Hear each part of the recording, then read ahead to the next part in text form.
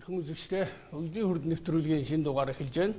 Өнөөдрийн нэвтрүүлгээрээ бид ой модны салбарын хөгжил өнөөдрийн нөхцөл байдлын талаар ярилцах болно. Өнөөдрийнхөө нэвтрүүлэгт бид 3 эрхмийг урьж ирүүлээд байна. Байгаль орчны гавьяат ажилтан доктор Биосфера гэж үнэлгээ зөвлөгөө өгдөг компани захирал Банзарч гой байна. Хүнсэд аж ахуйн хөнгөн үйлдвэрийн яамны хөнгөн үйлдвэрийн газрын мэрэгжилтэн доктор Болдбаатар, Монголын очид модны үйлдвэрлэл эрхлэгчдийн холбооны тэргүүн Баасан Бямбгой зөвлөх инженерийг урьж ирүүлээд байна. За та бүдээ энэ өдрийн мэндийг хэрье. Ингээд удахгүй мод бэлтгэлийн ажил эхэлнэ.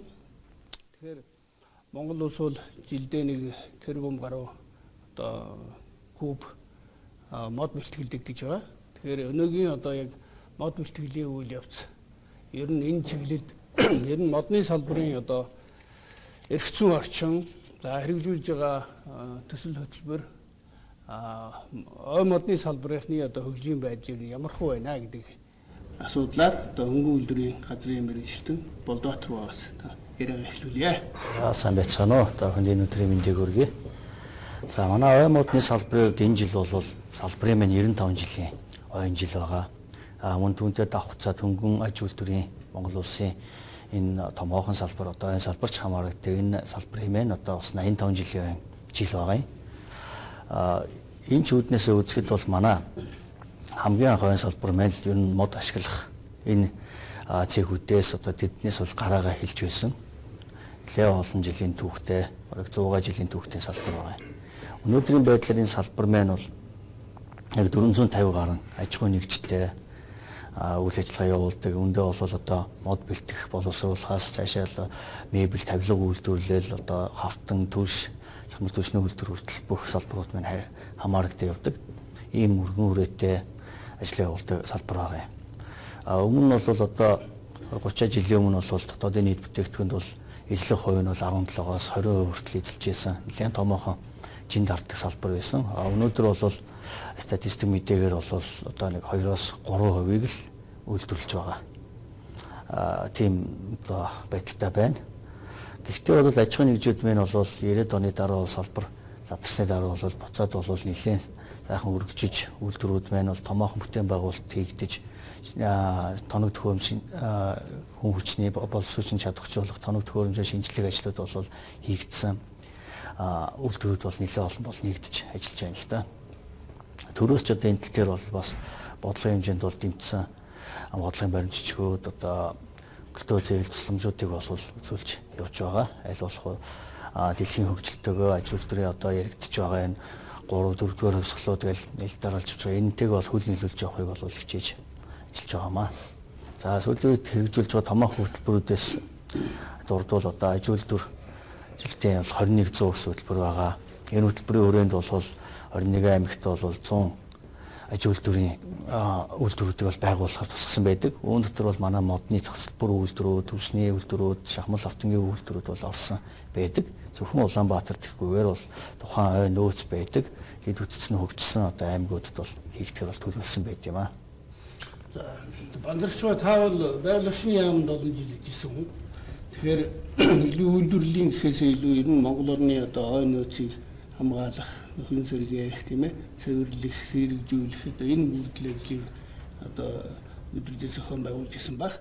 Тэгэхээр ер нь Монгол бол ой нөөц тийм ихтэй орн биш тийм ээ. Тэгэхээр энэ нөөцийг хэн яаж зөв зохистой ашиглах талаар та зөвлөх компани удирдах байгаа хүний хувьд нөхцөл байдлыг нь ямархуу байна. За их баярлалаа. Үнэхээр бас төрийн захиргааны ажлыг орхисноос хойш сүүлийн 2 жил гаруй хугацаанд бас энэ хөгжлийн бодлогын судалгаа хийх чиглэлээр манай байгаль орчны зөвлөх үйлчилгээний компани ажиллаж байна.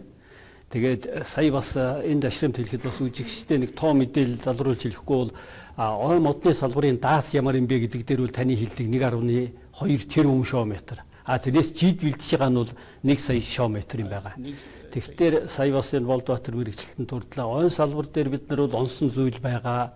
Жишээлхэд тужийн нарсыг бид нар ойжуулж сэргээж чадсан гэх мэт юм ярихаас гадна нийт одоо ойн салбарын хөгжлийн хувьд бол өнгөрсөн ингээд бодлогын шинжилгээ хийгээд үзэхэд бол энэ өнгөрсөн 30 жилийн хугацаанд бол бид нар яг жинхэнэ утгаар нь ойн тогтвортой менежментийг бол хэрэгжүүлж чадаагүй гэсэн ийм дүгнэлтэн төрж байгаа. Энэ нь юу гэвэл ойн тогтвортой менежмент гэдэг бол бид нар ойн нөхөн сэргээлт, ой хамгаалал, ашиглалт асуудал байгаа. Тэгэхээр сүүлийн 30 жилийн хугацаанд бол энэ ашиглалт бол орхигдож ирсэн гэдэг нь бол тодорхой харагдаж байгаа. Ер нь манай салбарт бол энэ хөгжлийн бодлогын судалгаа бол бас их орхиж ирсэн байлээ.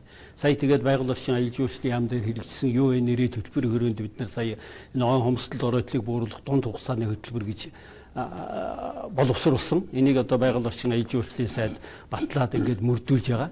Энэгээр үзэхдээ бол одоо бид нар ойн салбар бол яа харахгүй одоо хөгжлийн нэг гол тулгуур гэдэг асуудлыг бол бид нар анхаарч ингэснээрээ бид нар жинхэнэ утгаар нь ойн тогтвортой менежментийг хэрэгжүүлж алдснаа нөхийгүүл энэ ой ашиглалтын тал дээр илүү төлхөө анхаарах цаг үе иржээ гэж ингэж одоо судалгааны дүн дээрээс бол харагдаж байгаа.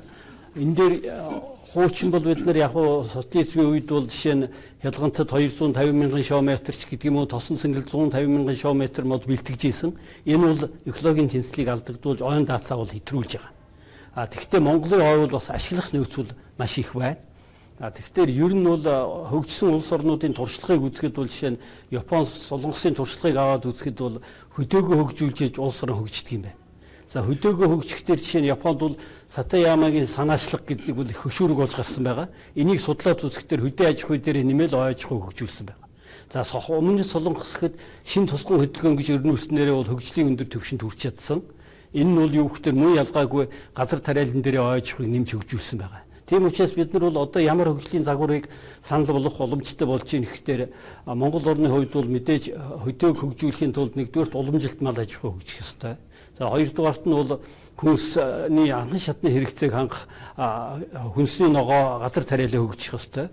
Гурав дахь нь бол яа харахгүй жижиг модны үйлдвэрүүд одоо даас манайх чинь бол жилийн дөрвөн үйлдвэрлэлтэй экосистем эмзэг учраас хэдэн зуун мянган шометраар нь биш нэг 5-10 мянган шометраар нь бэлдээд тэгээд одоо хөдөөд ажлын байр нэмэгдүүлэх ийм хөдөөгийн хөгжлийн 3 тулгуурын нэг нь бол яа харахгүй одоо ой модны салбарын хөгжлийн загварыг гаргаж үзэх юм бол одоо хамгийн тогтвортой байдаг зүйл бол 3 цагийн тулгуур шүү дээ. Ингээд үзэхэд бол Монгол улс хөгжиж гэдэг бол мэдээж уул уурхай бусад том салбар хөгжихөөс гадна жинхэнэ утгаараа хүртээмжтэй чигт хөгжлийг хангахад бол энэ ой модны салбар бол онцгой үүрэг гүйцэтгэх юм аа. Гэт энэ чиглэлийн асуудлыг одоо бас бид нэр бодлого тусах гэж энэ одоо бодлого тодорхойлох ерөнхий чиг үүргийн яам болон манай хүнс үдээж хөнгөн үйлдвэр яам бол нэлээд анхааралтай хүлээж авч саяхан энэ бодлого батлагдсанд бол их таатай байгаа. Цаашд бид нар хөгжлийн бодлого ярихдаа зөвхөн ойн салбар хөгжинэ гэдэг утгаар биш. Угаасаа Монголын хөдөө хөгжүүлж Монгол улс эрчимтэй хөгжинэ. За үүний нэг тулгуур нь ой модны салбар гэдэг ойлголттой тулгуурах ёстой маа гэсэн ийм судалгааны дүн гарсан байна. За Монголын ойчид модны үйлдвэрийн эрхлэгчдийн холбооны тэргүүн. Тэгэхээр энэ холбоо чинь бол илүү үйлдвэрлэгчдийн холбоо гэж ойлгоно тийм ээ. Энэ манай холбоо бол 10 онд байгуулагдсан л да. Тэгээд Монголын ой модны салбар ер нь ойчт модны үйлдвэрлэл эрхлэгчид бүгдээрээ л одоо манай холбоонд хамрагдаж байгаа юм. Тэгэхээр энэ түрүүнд 20 гаруй жил одоо ой модыг огтлохыг хоригдсан төр засгийн одоо шийдвэр одоо гарч ирсэн. Энээс болоод одоо барилгын салбар хөгжлийн одоо тодорхой үе шатууд бас нэг хоцрогдсон бол одоо эрчимжиж чадахгүй ингээд явлаа. Тэгээд 10 оноос хойш одоо эрчимтэй хөгжлийн үе шатанд орлоо. Ой модныхаа салбарыг одоо энэ ой модны салбарт ажиллаж исэн энэ одоо ахмадууд энэ салбарт одоо анхаарахгүй болохгүй нэ гэдээ бид нэр ой модны үйлдвэрлэлээр эрхлэгчдийн холбоог байгуулсан байгаа юм. Тэгэхээр энд бол ойчид чамаарагдана боловсруулах үйлдвэрлэл, ашиглалт боловсруулах үйлдвэрлэл эрхлэгчдүүд хамрагдаж байгаа. Тэгэхээр манай найруулагч 1990-ад он 90 он гэхэд одоо ямархуу үйлдвэрлэл явуулдаг гэсэн нэг зураглалаа харууллаа. За 1990 он хүртэл бол энэ ойн салбар ялангуяа одоо модны салбарын үйлдвэрлэл бол маш нарийн төлөвлөлтөд ашиглаж байсан байна. Тэгэхээр та бүгд тоог харж байгаа бох те бэлтгэл одоо мод татах бэлтгэх зүсмэл материал хийх хэл одоо 406 мянган метр кубик зүсмэл материал хийж исэн байна. Зургатсан хавтан хийж исэн панер хийж байсан байдаг. За энэ барилгын шалдны банд, хуулга, картон хүртэл хийж байсан, мебель хийж байсан гэдэг 38 мянган тэр үнэн байна уу те. За ийм тоон үзүүлэлтүүд байгаад байна. Энэ яг хоо ерөнхийдөө сайтд байдаг мэдээллүүдээс авч бэлтгэсэн байх. Тэгэхээр тэр үед бол их олон одоо төлөвлөлтөөр хөвсгөл, сэлэнгэд, эрдэнтedтэй, хялгантад за хинтид их мод бэлтгэдэг байсан. Тэгээд энэ нөгөө төвлөрсөн байдлаар бэлтгэдэг юм бол ерөнхийдөө одоо алдагдсан гэж ингэж. Тэгээд илүү одоо хөрөө араамтай нэг одоо цөөн бүр одоо хувийн хоршоод нөхөрлөлүүд за компаниуд сүүлийн үед мэдээж одоо захиалгаар бэлдүүлж байгаа байх. Тэгэд энэ мод бэлтгэл чинь яг одоо тийм шинжлэх ухааны үндэстэй ингэж явж чадж гэнэ үү? Та нар одоо үйлдвэрлэлийн хэрэгцээт нөөцийг бэлдэж чадж гэнэ үгүй юу? Энэ дээр нь одоо яг хэрэгцээ орчны хувьд нээлттэй байна уу? Эсвэл одоо хөрөнгө оруулалт одоо техникийн шинжилэл хийхэд ямар хөө одоо хүндрэл бэрхшээлүүд байна? Энэ талаараа баасан юм байна. Гэхдээ тэгэхээр тэр дөрөвний слайдн дээр харагдсан тоо хэмжээ бол 80-90 он хүртэл одоо манай орны ой модны салбарын эрчимтэй хөгжлийн ер нь оргил үе байсан л да. Тэгээ тэр үед бол одоо тэр слайдн дээр харагдж байгаа тоонуудтай энэ нэр төрлийн бүтээгдэхүүнүүдийг хийж байсан. Одоо тухайн үе чинь бид нар одоо юугаа мод үйлтгэл одоо сая гаруй куб метрийг одоо бэлддэг байлаа. Энэ бол ганцхан ой модны салбарынхан биш. Засан хүмүүжүүлэх байгууллага, цэрэг цагдаа юуны батлан хамгаалах яам, хөдөө аж ахуйн одоо энэ нэгдэл дундын үйлдвэрүүд тэр нийтдээ 3 сая куб метр мод бэлддэг байсан шүү дээ. Тэгээ энд бол ой модны салбарын үйлдвэрүүд бол бэлдэх модны хэмжээ 1 сая гаруй куб метрийг бэлддэг байсан. Гэхдээ энэ чинь хэрэгцээний мод шүү дээ. Одоо бол ерөөсөө хэрэгцээний мод нийт одоо түлшний мод энэ тэргээ доогоос ухтлах мод мал дөнгөж одоо сая куб метрийг одоо бэлдэж байгаа. Энд манай одоо энэ олон улсын төсөл хөтөлбөрийнхний судалгаагаар үзэхэд бол Монгол орны одоо 3.1 сая куб метр мод жилийн хэрэгцээтэй одоо шаардлагатай гэсэн одоо тоо хэмжээ байдیں۔ Тэгэхээр одоо бол манай хөл тэрийг бэлдэж чадахгүй л байна л да. Жилдээ бол одоо өнгөрсөн жил ихэд л 660 хэдэн куб метрийг бэлдэж байгаа юм. Тэгээ энэ бол түлшнийхээ модтой, хэрэгцээнийхээ модтой, үйлдвэрлэлийн хэрэгцээний модтой нийлээд байхгүй юу. Тэгэхээр түрүүнд одоо банзрагч ярьлаа. Энэ одоо он ашиглалт, ой хотлох, одоо ойгоо ашиглах эдийн засгийн эргэлтэнд оруулах одоо шинэ бодлого хэрэгтэй байна гэж. Тэгэхээр энд л одоо бид нэр шинэ одоо бодлогоор орох хэрэгтэй байгаа. Энд бол яг үхээр одоо энэ байгаль орчны тэнцвэрлэлт байдлыг алдагдуулахаар одоо Монгол орны ой нөхцөл тохирсон шинэ техник технологиор мод бэлтгэл, модыг одоо боловсруулах энэ одоо эдийн засгийн эргэлтэнд оруулах асуудлыг одоо их эрчимтэй явуулах юм шаардлагатай байна. Энэ Монгол орны үндэсний ойн тооллого гэж явсан олон зорилт үндэсний ойн тооллого гэж энэ Германы олон улсын хамтын ажиллагааны нийгэмлэгээр тэгээ энэгээр бол Монгол орны ой бол одоо хөгшөрсөн байна. Ой одоо бохирдсан байна. Ойгоо цэвэрлэх шаардлагатай өгшим одоо авч одоо ашиглах хэрэгтэй эдийн засгийн эргэлтэнд оруулах ёстой. Жилдээ одоо 5-6 сая куб метр мод огтлох ийм одоо болцсон Монгол оронд байна гэсэн. Одоо энэ талаар л одоо төр засгийн зүгээс төрийн төв байгууллагын зүгээс их төгснаачлахтай өөр бодлого одоо боловсруулж хэрэгжүүлэх юм шаардлагатай байна. Та сая жилдээ 5-6 сая одоо шоо метрийг одоо бэлтгэхийн боломжтой гэж байна. Унанг мод гэхэд л одоо 170 гаруй хатсан тийм ээ. Хатсан мод гэхэд 170 гаруй сая шоо метр байна. За 270 гаруй сая метр шоо метр одоо унанг мод байна гэдэг. Тэгээ энэ бүгдийг үйлдвэрлэлд одоо нийлүүлэх талаар энэ яам дээр бол яам болоод ер нь төр засгийн түвшинд их сайн яригддаггүй л дээ. Тэгэхээр яг одоо энэ чиглэлд ямар юм их гэж жишээ тухайлбал ой модныхны ярьдаг асуудал бол бид нар сая дээр хөгшөрч байгаа гэдэг юм уу яг ойн одоо масс руугаа орж чадахгүй байна. Ойн замын хэрэгцээ маш их байна гэдэг. Энэ чиглэлд иргэжлийн төсөвт хөрөнгө мөнгө тавигдаж ямар ажил одоо хийгдэх гэж байна. Энэ манай ой модны салбар маань бол 2 яамд хуваагдаж бодлого нь явт юм байна. Нэг талаас гэвэл одоо байгууллагч аялал жуулчлалын яамд ойд байгаа Монгол овны одоогоор ургаж байгаа энэ нөөц мэн өөрөө харьяалагддаг. Тэр яамнаас бол менежментийн нийтэд тооллого зохион байгуулалтыг хийж явд юм байна. За нөгөө талаас ихэр зэрэг үйлдвэрүүдэд аж ахуйн асуудал нь бол хүн сүдэ аж ахуйн үйлдвэрийн яамд явдаг. Эндээ бол мод боловсруулах, бэлтгэх авгаар одоо эцсийн бүтээгдэхүүн үйлдвэрлэх асуудлууд нь бол манад явд юм байна. За түрүүн тэр тоон дээр харагдчихсан жилдээ бэлтгэх модны дээд хязгаар хичнээн хэмжээний мод бэлтгэн гэдэг. Энэ зүйл маань жишээ нь нэг талаас нь байгууллагын яамнаас бол дээд хязгаарынхаа хэмжээг нь зааж өгдөг. Тухайн жил хичнээн мод бэлтэж болох вэ гэдэг. За жишээ бол хэлэхэд 2018 онд гэхэд сая 300 мянга гаруй одоо шометр модыг бол бэлтэж болно гэсэн хязгаар байсан. Гэтэл яг бэлдсэн бодит тонн болохоор зэрэг 688 мянга байдаг. Талын бэлдсэн гэсэн үг. Нөгөө талаас гэхээр зэрэг үйлдвэрлэлт талд болохоор бид нар энэ саяны бэлдсэн моднуудын маань бараг 75% нь төлөө гэдэг ангилалд ороод ирчихдэг. График дээр харж байна. Өө тийм дээр харагдчих. Нийт хэрэглээ нь бол хэрэглээ гэдгийн төлөө юу? Хэрэглээ гэдэг маань бүтээгдэхүүн үйлдвэрлэх боломжтой модын тийм үйлдвэрлэлийн модон. Төлөөнд нь одоо дийлэнх нь буюу одоо бараг 4-3 явчихж байгаа. Тэгээд энэ хэрэглээний модноос бид бүтээгдэхүүн үйлдвэрлэх боломжтой байдаг. Гэтэл түрүүн дурдсан нөгөө бодит хэрэгцээ маань 3 сая гаруй шометр модны бол бодит хэрэгцээ байдаг. Манай улсын гэсэн тоо гарсан байна. Бидэн дээр энэ тохиолдолд биднээс хэрэгцээ юугаар нөхөж байна вэ гэхээр одоо модын эдлийн импортын хэмжээ гараад иржээ. Биднээс гадаадаас мод бэлтгэдэг. Энэ дээр нэг талаас ихэр манад одоо бэлдсэн моднууд маань дөрөв дурдсан хөгшөрсөн.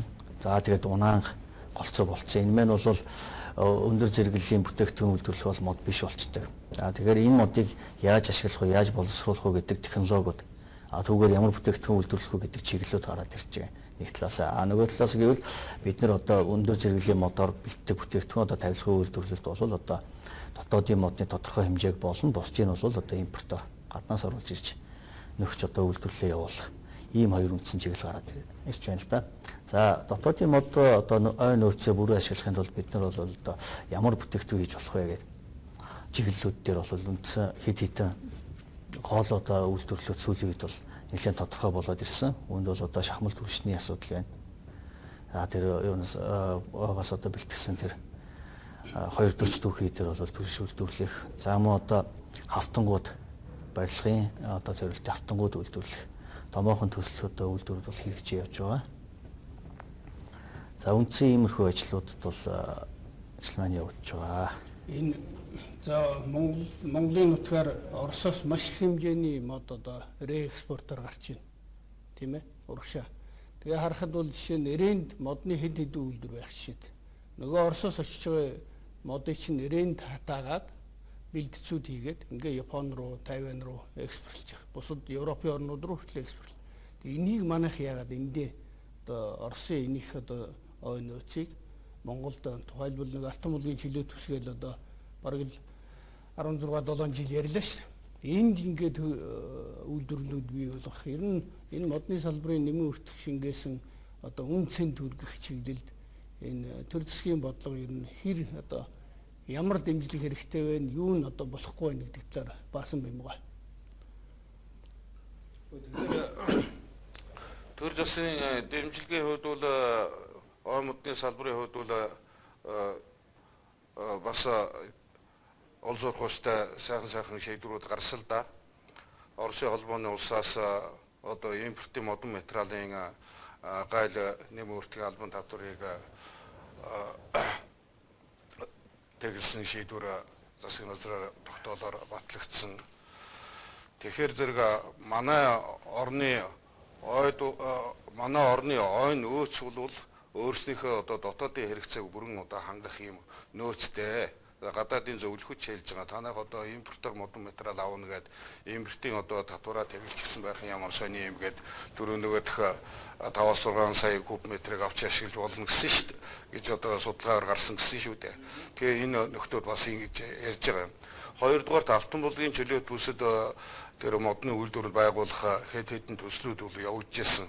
Тэгээ тэр бол Оросын холбооны улсаас ч модон материал оруулж ирэхтэй зэрэг сайн чанарын модод хятадуудад ойгоо түрээслээд тэндээс сайн чанарын хятадууд аваа явчихдаг. үзүүр язгаар жаахан одоо яр шарах хэрэгтэй. Тийм моднуудын Монгол руу одоо чанар мутаг нь 2 3 4 зэргийн мод Монгол руу оруулж ирдэг байхгүй юу. Тэгээ энэ үйлдвэрүүд бол одоо Орос холбооны улсаас оруулж ирсэн модыг ашиглах хэд хэдэн үйлдвэрүүд байгуулагдсан л да. MC Log House гэж байна. MC Log House бол 20,000 куб/метр мод одоо боловсруулах хүчин чадалтай. Мөн одоо дарханд одоо инжирт гэдэг одоо компани байгуулагдаад одоо энэ эх хонд ашиглалтанд орох гэж байна. Энэ бол одоо 24,000 м2 модон цонх их одоо бүрэн одоо ийм хүчин чадалтай болж ашиглалтанд орох юм байгаа юм. За энэ одоо хонхрын станцын тэнд баригдаж байгаа Мегабод компани байна. Энэ үл зөвсөл материал үйлдвэрлэл жилдээ одоо 30-аас 40,000 куб/метр одоо модлыг хавтан одоо хийх одоо ийм хүчин чадалтай үйлдвэрүүд. Тэгээ боловсруулах үйлдвэрийн хүчин чадлууд бол байна. Тэгвэл зэрэг одоо энэ дээр бол хэрэгцээ одоо энэ модон материалыг үйлдвэрлэлийн хэмжээ нь одоо манайх чинь бол бараг улсын одоо дотоодын хэрэгцээнээс давчаад байгаа байхгүй юу. Тэгээд одоо импортоор мод оруулж ирэх ихтэй зэрэг эдийн засгийн эргэлтийн хөрөнгөний дутагдлаас болоод одоо энэ аж ахуйн нэгжүүд авч чадахгүй байна. Хоёрдугаарт бол одоо улсын төрөөс одоо энэ төрийн худалдан авалтаар энийг дэмжих хэрэгтэй байна. Зах зээл бас одоо олж өгөхөд одоо туслах хэрэгтэй байна. Иймэрхүү дэмжлүүд л хэрэгтэй байна. Та бүхэн одоо байгаль орчны яамтай заашлаа. Байгаль орчны яам бол илүүтэй хамгаалах сэргээх тийм талдаа байдаг баг. Үйлдвэрлэлийн бол илүү одоо авах ашиглах тал руу байгаа. Тэгэд энэ дээр яг үйл ажиллагааны хувьд хэр уялдаатай ажилладаг юм бол ер нь хэр зөрчил их үүсдэг. Жишээ нь та бүгд байгалаа хамгаалахын тулд тэр энэ зам тавьж өгөх тийм ойн одоо цөм рүү н орох энэ чиглэл рүү уг нь бол байгаль орчны яамны одоо хийх ёстой ажил гэж ойлгож болох уу? Болно тий. Энэ бол яг ер нь л бидний бэрхшээлтэй. Ой модны аж үйлдвэр яамыг анх салгахтаа одоо шилжилтийн эдийн засгийн бид нар төвлөрсөн төлөөт эдийн засгаас зах зээл шилжихтэй хийсэн магадгүй манай төр засгийн бодлогын алдаануудын нэгж байж магадгүй. Тэгэхээр энэ дээр бол бид нар бас ингээд судалгаа хийхэд үнэхээр бас сая ингээд танай нэвтрүүлгийг харж байхад тэр хөгжлийн хүрд гэдээ гарлаа.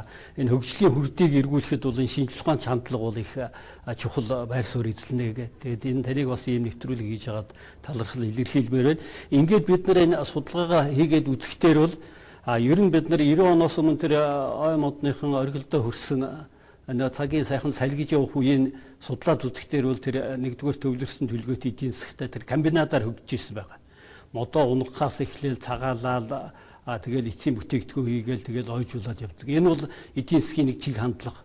Нэгэнт бид нар одоо тэр үед бол бүх үйлдвэрүүд улсын өмч байсан учраас бас нэг гараар хөдлөхөд тохиромжтой байсан. Нэгэнт бид нар зах зээлийг сонгосон тохиолдолд бол бид нар энийгээ дагаад энэ хөгжлийн бодлогынхоо шинжлэх ухааны үндслийг бас дагуулж өөрчлөх ёстой.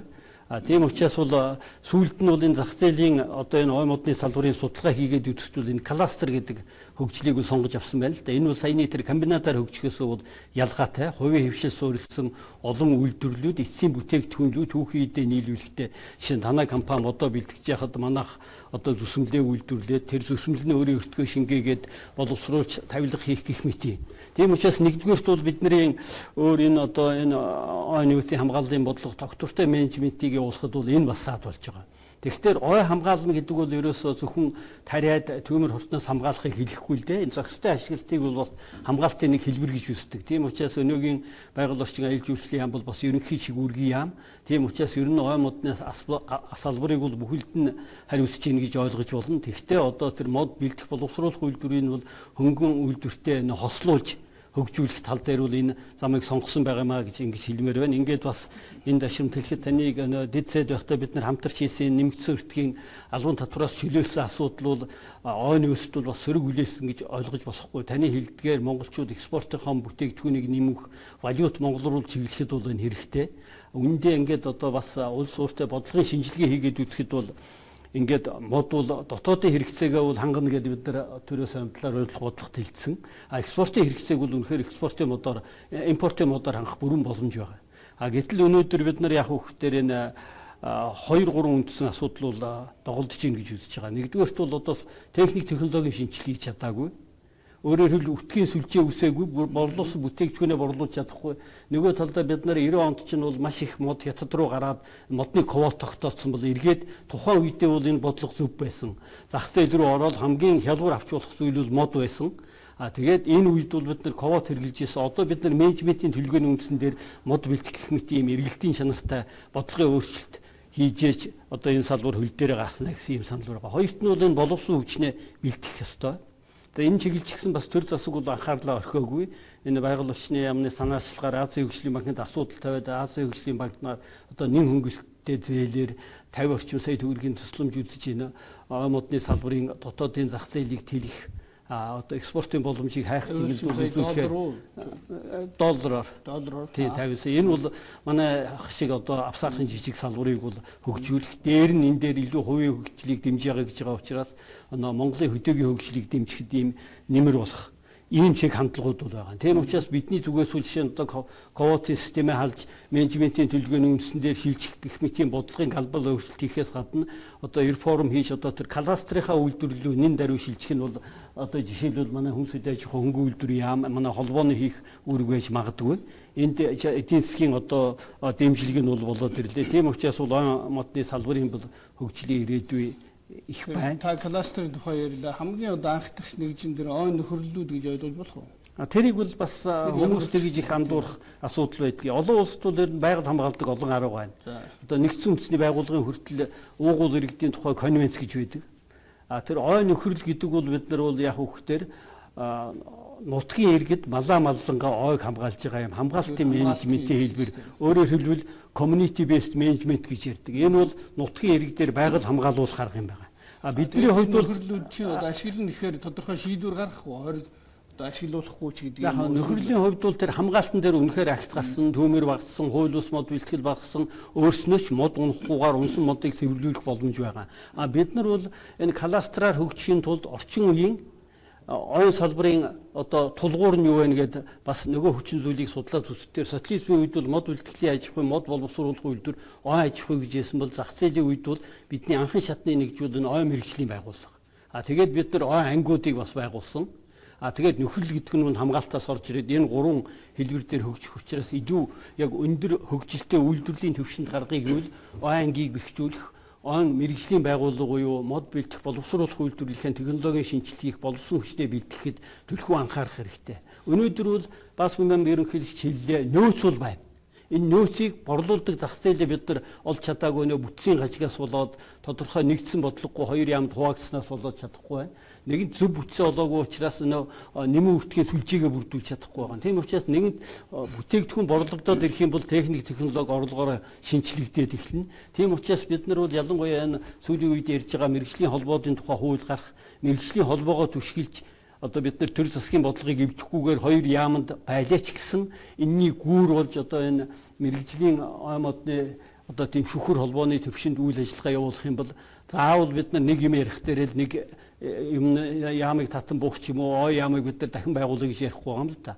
Ер нь бол олон улсын жишгээр харахад бол тэр дотор ой модны салбар хөдөөгийн хөгжлийн тулгуур гэж үзэх юм бол Монгол улсад яхахгүй ой модны агентлаг байж энэ нь одоо байгаль үйлдвэрлэлийн технологийн хөгжил бодлого талаас хүнс үдэ аж ахуй хөнгөн үйлдвэртэйгээ яриад нөөцийн талаас байгаль орчин аюулжуулалтын яамтайгаа ажиллах ийм шаардлага байгаа. Тэгээ найруулагч тэр слайд харуулж байна. Босоогоор хатсан мод гэдэг шүү дээ. Энэ одоо нийт бараг 400 гаруй сая шометр байна. Тэгээ эндээ яаж хүрэх юм бэ? Энэ бол ингээд 10 жилийн өмнө ингээд яригдчихлээсэн өнөөдөр бас яригдаал байж байна. Тэгэхээр эндээ яаж хүрэх юм? Энэ чинь одоо хамгийн анхны бодлого юм шүү. Энэ чиглэлийг би зөвхөн одоо юу гэдэг ой мод эрхлэгчд юм уу ой модны одоо үйлдвэрлэлийнхний үүрэг гэж бодохгүй л да. Энэ улсуудад хөрөмцөл тэр хэмжээнд алга байдаг. Энэ бол яг л одоо улсын зүгээс томоохон одоо магистрал замыг тавьж их. За магадгүй салбар зам руугаа одоо өөртөө орчих хэмжээнд байж болох уу гэж. За энэ дээр ер нь манад одоо ашиглах боломжтой нөөц гэдэг өнгөц сая харууллаа тийм ээ. Маш томтой харагдаж байдаг. Тэр бомгаар. За гэтэл энийг яагаад бид бас ашиглах бэлтгэлмээ дөрөв хэлж байсан өгсөн хэмжээндээ ч дээд хязгаартаач хүрдэг юм бэ гэдэгт яг үндсэн нэг шалтгаан нь бол энэ замын асуудал гэж байна. Нөөц нь байдаг бид нөөцтэй хүрч чадахгүй байна. Жишээлбэл тэр босоогоор хатсан мод унаанг бэлдэх боломжтой нөөц гэж заадаг. Гэтэл биднээсээ одоо сүүлийн жилүүдэд бэлтэж байгаа газар маань голцоо одоо эргэн тойрны ачаал нь хэтэрсэн. Тийм нэг ойрхон газруудаасаа өө тий суурин орчмоор бэлтгэдэг. Үүнээс болоод бол ойн сандаа хэрэг нөлөөлөл биш мод бэлтгэлмэн эсрэгээр нөлөөлдөг гэдэг үзэл одоо тийм ойлголт бол нэлээд өргөн тархаад эхэлж байна. Тэгэхээр бид яаж тэр нөөцтэй хүрэх вэ гэдэг асуудал дээр ягаргуу замын асуудал яригддаг, ойн замын сүлжээ гэдэг нэг ойлголт байдаг. Гэтэл ойн замын сүлжээ мэн өмнө бол бид социализмын үед бол төвлөрсөн төлөвлөгөөний дагуу тавигдаа явдаг байсан. Энэ мэн бол нийт одоо тэр мод бэлтгэлээс болох орлого юм бол 25-аас илтерхгүй хувьд барих ёстой гэдэг тийм л нэг үзүүлэлтээр явж байсан ба нийт гарах зардлын. Одоо бол одооний жижиг хэмжээгээр одоо таны дөрөвний дурдсан нөхөрлөл болон одоо аж ахуйн нэгжүүд бол өөрсдийнхөө хөрөнгийг гаргаад бол зам тавихад бол хүндрэлтэй. Энэ бол ихэнх нөхцөлд бол боломжгүй харагддаг. За тийм тохиолдолд бид нар ямар байдлаар энийг асуудлыг шийдэж болох вэ? Гэтэл тэр бол мөн одоо шинжилгээ ухаанч байдлаар хандъя гэдэг бол чиглэлийг бол манай яамны зүгээс бол сүүлийн жилүүд хэрэгжүүлээд явж байгаа. Энэ дээр ямар гарт шийдлүүд байж болох вэ? Жишээлбэл одоо ойн зам тавих асуудлыг төсвийн хүндрэлгүйгээр зөвхөн одоо тез зүй хийлгээл бид 2-3 байршил бол үүсгээд бол энэ бол асар том тоо гардаг. 134 тэрбум төгрөгөөр бол зөвхөн одоо 2 сумын нутагт ойн замын сүлжээг байгуулж болох юм байна. Төв замын сүлжээ гэсэн тоо гарч идэг. Гэтэл ийм хэмжээний мөнгийг тавиад тэр ойгоос бол эргээд болох орлого буюу ашиг нь бол энийг нөхөхөр хэмжээнд байх уугүй юу. Шууд олох орлогоор бол модоор бол энэ бол боломжгүй. Энийг бол зөвхөн улсын төсвөөс гаргаад хэрэгжүүлнэхээр зэрэг бол энэ төсвийн одооний нөхцөл байдал бол боломжгүй байна. Тэгэхээр энийг бол өөр аргаар шийдэх ямар боломжууд байна? Дэлхийд дахинд одоо ямар технологиуд, ямар шийдлүүдийг хэрэгжилж байна? Зам тавихад маш их хэмжээний мод унах шүү дээ. Одоо тэр нь бол эргээд замынхаа өртгийг нөхөхөр гэсэн үг. За тэр тал дээр бол биднээс тухайн орчин бүрдээ бол судалгаа хийх нь зүйтэй байна гэдгийг харж байна. Одоо сүүлийн үеийн дэлхийн хандлага бол шинэ технологиор нэгдүгээрт энийг бол шийдэхэд маш том түлхэж болт юм байна. Зам барьж байгаа технологи мэн хямдарч байна. Хэрэгжилж байгаа техникүүд мэн бүтээмж өндөртэй болж байна. За нөгөө талаас гэвэл энэ мэн ойгоос зөвхөн модоор биднээс ашиг олж ийн гэж харж болохгүй. Ой мэн өөрөө экосистем. Эндээс бол экологийн төрөл бүрийн үйлчлэгээ үзүүлж байдаг. Энэ үйлчлэгээнүүдээсээ бас энэндээ хамруулж өгч чадвал энэ зардал бол өөрөө нөхөх боломж харагдаад идэг. Жишээлбэл ойг биднээс хамгаалахын тулд зардал гаргаж идэг. Хортон шавжаас хамгаалахын тулд одоо онгоцоор хор цацах тохиолдол зөндөө гардаг. Гэтэл зам харилцаа сайтай дэд бүтц хөгжсөн газарт бол онгоцоор биш зөвхөн тухайн одоо шавжийн хуламт дээр очиод бага хэмжээний талбайд бол тэмцлийн ажил хийхэд бага зардлаар үр дүнтэй ажил хийж болдог. Нөгөө талаас гэвэл түүмрийн асуудал гэдэг. Манай орны ойд санд хамгийн хохирол учруулж байгаа зүйлийн нэг бол яхахгүй ойн түүмэр гэдэг. Хэрвээ дид бүтэц ойн замын асуудал сайн хөгжсөн газарт бол энийг газар авахгүйгээр хохирол багтаагаар унтраах боломжтой байдаг. Төмөрөөс учирч байгаа хохирол маань дөрөвний миний дурдсан 130 хэдэн тэрбумаар одоо зам тавих зардлыг бол хэд нуулсан их 80-аар тоотлогдох хэмжээний хохирол бол экологт учруулж байдаг. Гэх мэт энэ нөхцөл харагдаж байна. Улаанбаатар мэрэгжилтэн хэрэгжсэн энэ манай модны ерөнхий чанар ер нь Монгол оронд манай найрал биш бас харуулчаараа ер нь Монгол оронд дурдаг модны төрөл зүйлүүд тэгэхээр яг тийм одоо нарийн үйлдвэрлэлийн чиглэлд бас тохирдгүй юм төрүүд өрцөх шиг болсон. Тэгэхээр яг чанар стандартын хувьд ямар хөө байдгийг үйлдвэрлэл хэрэгжих. Яг нь ер нь чанар стандартын хувьд бол үйлдвэрлэл тэнцэхэр мод байлгүй яг бай. Зүгээр Оросын холбооны улсын Сибирийн одоо тэр тайгад ургадаг модыг бодвол Монгол орны мод чинь юу шүү дээ. Эрсдэс уур ашиглалтай өндөр уулын сэрүүн бүсэд ургадаг мод учраас одоо яр мөчр ихтэй тэр талаараа бол жаахан тааруухан байдаг.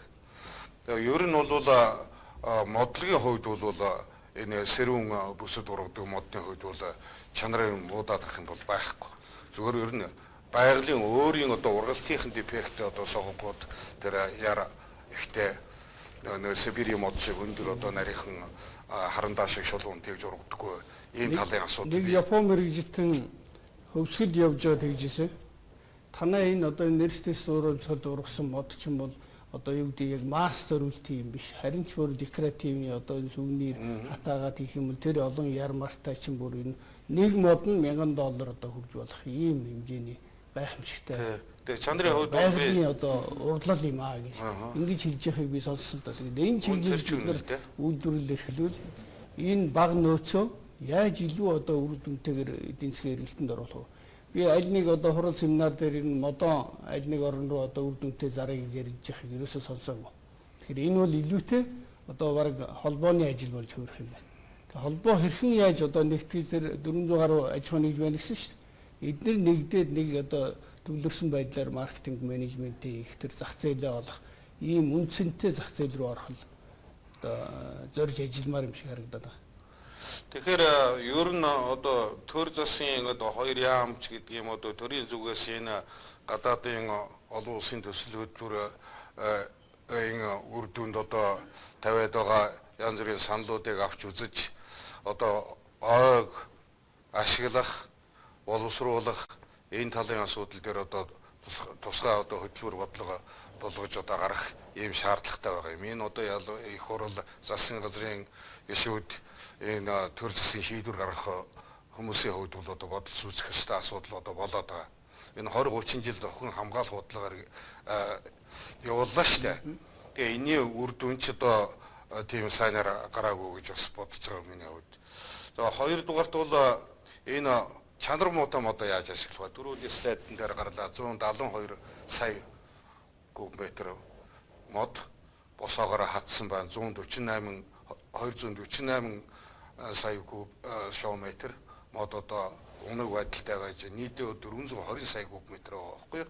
Энэ одоо хатсан унаг энэ одоо хаягдж байгаа ойгоо цэвэрлэх шаардлагатай энэ модыг одоо цэвэрлэх шаардлагатай байна. Одоо Японтой манай улс ч одоо чөлөө туралдаа нэгээр хийсэн. Тэн дээр бол ойгоос гарч байгаа бүх төрлийн материалыг одоо Япон руу бол гарах бололцоо байгаа.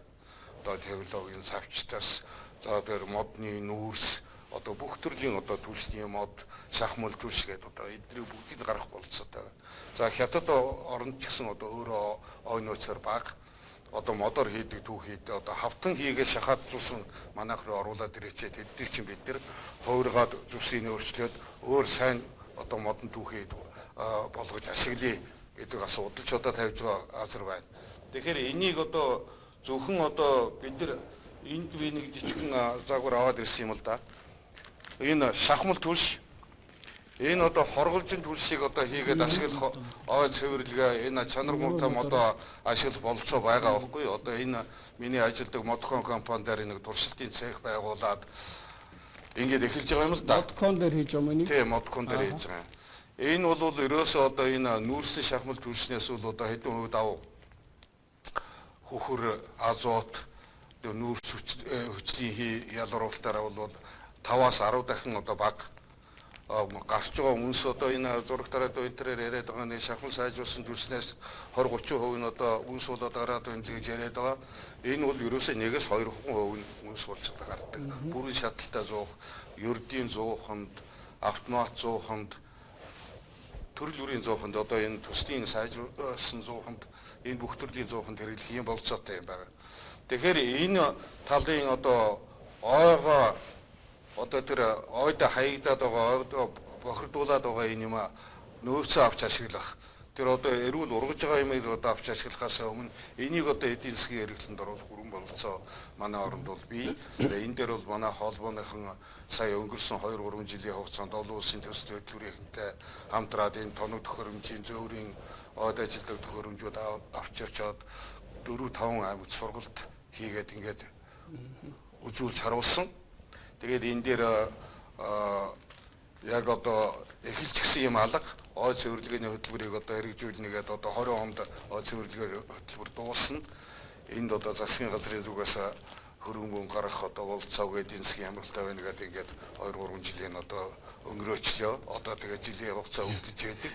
Тэгээ энэ хугацаанд дуусаад дахиж хөтөлбөрөө сунгадаг юм уу яадаг юм оогоо цэвэрлэхгүй бол үнэхээр болохоо байцсан. Цэвэрлэгээ тэр материалаа ашиглах хэрэгтэй. Эслэчгүй байдаг. Одоо улсын хурлаар яг төсөв хэлэлцэж эхэлж байна.